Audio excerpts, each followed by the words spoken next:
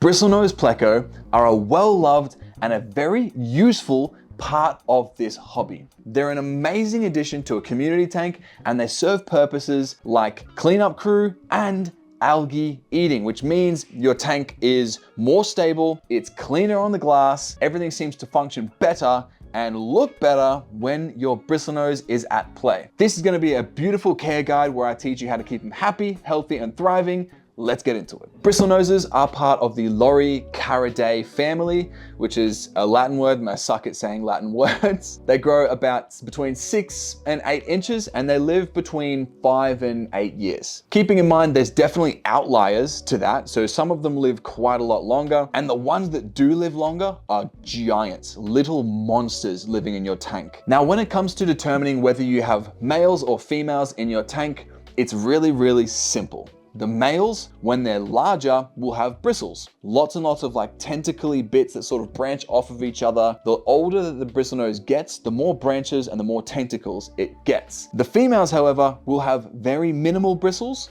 if any at all, on the top of its nose. The reason I love Bristlenoses so much is because you don't have to stick with the standard gray, brown sort of coloration. Though I absolutely love that coloration as well, there's so many variations to the colorations that Bristlenose have. You've got your albinos, you've got super reds, you've got blue eye lemons, you've got green dragons. There's all of these different varieties. And on top of that, you get long fin variants of all of these varieties as well, which adds an extra level of beauty. When it comes to the tank sizes for these bad boys, they generally like a lot of floor space. So a 2-foot tank is a good standard base, and no matter what tank you do keep them in, make sure to give them lots of hides. Bristlenoses are most comfortable when they can hide away during the day because they are very active at night. So things like caves, because you can use those in future for breeding. Things like tangles of driftwood, they absolutely love.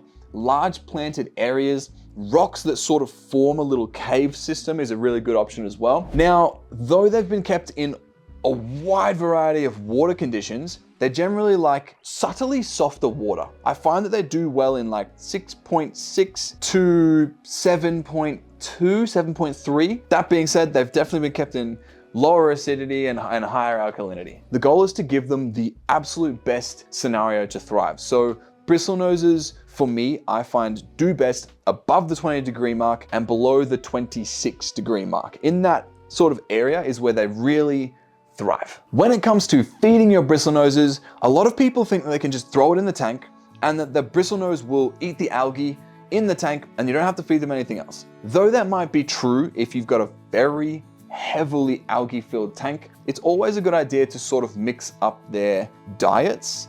That being said, when you feed them lots, they don't do as good of a job on the algae on your glass.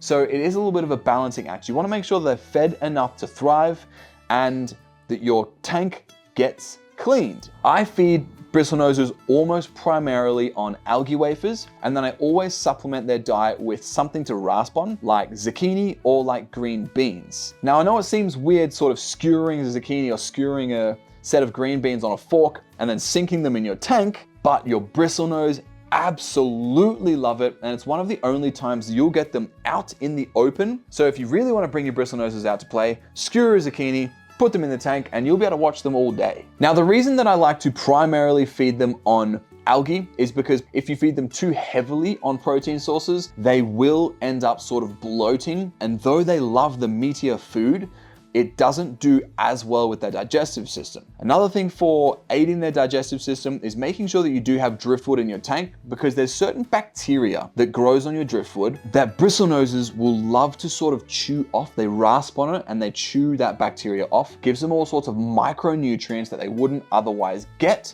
So if you don't have driftwood in your tank and you do have Bristlenoses, it's sort of like adding in multivitamins to your diet. Make sure that they get theirs. Give them some driftwood. Now, the reason why I absolutely love Bristlenose beyond anything else is Bristlenoses and shrimp is really what built my entire fish room. I was able to start this hobby with just one fish tank, and then I bred Bristlenoses out of it, and I sold those baby Bristlenoses, and then I was able to buy another tank, and another one, and another one, and another one, and all of a sudden I had 30 tanks in my backyard shed in Melbourne, and I had a full operation going. Their breeding behaviors are quite unique for fish. So the male will actually trap the female in a cave, which is why terracotta caves is almost a must if you're wanting to sort of control the breeding habits of these fish. They're also part of the unique part of the animal kingdom where the males will take care of the eggs and the females sort of just go back to their normal lives, which is sort of reverse when it comes to almost everything else in the animal kingdom. If you're looking for a really comprehensive breeding guide on how to trigger spawns in your Bristlenoses and raise up the fry really well, I've got a detailed guide right here. Moving on, the main reason that these guys are so good is that they generally won't damage your plants that you've got in your tank. They're also a really hardy fish that survives lots of fluctuations in your tank as well, which makes them a very good beginner fish to start with in the hobby. They're very, very harmonious with most other species. That being said, if you've got lots of adult males in your tank, they will beef with each other. It's a very rare scenario, obviously, but it does happen. But they have these forwards facing spikes that actually come out the sides of their sort of jaw, and that's what they'll whack each other with. And that does really do damage to other Bristlenoses as well. So you'll find sometimes there is overnight upsets in tanks with lots of active males, especially breeding size. Just try and minimize the impact that's gonna have. Either add lots more hides, which works really effectively, lots of driftwood, lots more rocks, or remove the aggressive males from the tank. So if you don't already have a Bristlenose, run to the aquarium store right now and pick one up to control your algae problems. And if you do, especially if you've got a rare variant, let me know in the comments below exactly what Bristlenoses you're keeping. And if this video helped you, hit the subscribe button for more videos just like this.